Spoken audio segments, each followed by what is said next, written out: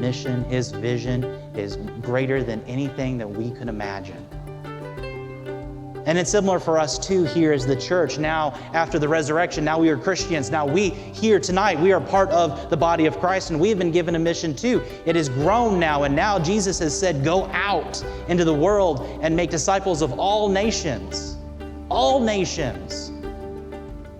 Can you count all the nations?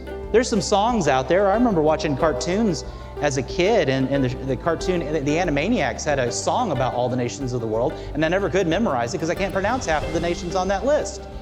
But Jesus says all nations, and He says that you as the body of Christ, even though you may not be anything special, you may not have any influence in the world, you may have been someone who's lived in the same city all your life, and you've worked the same job your whole career, and you've had the same circle of friends and lived in the same neighborhood. It doesn't matter. God says you have a purpose and a place in this mission, that what you do in your life makes a difference for the kingdom.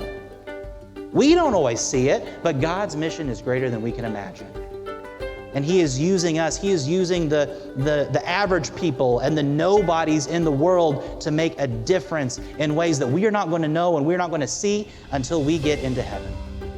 I'm convinced that one day we're going to get to heaven. There's going to be people there who lived their whole lives in anonymity. They didn't make any noticeable difference in the world. And yet, when we see what they did for the kingdom, we'll see that they had a greater influence than even Billy Graham or some of the greats, the heroes of the faith that we think about. Because God was at work among the lowly and the humble and the people who just lived their lives trying to be as faithful and loving Jesus as they could.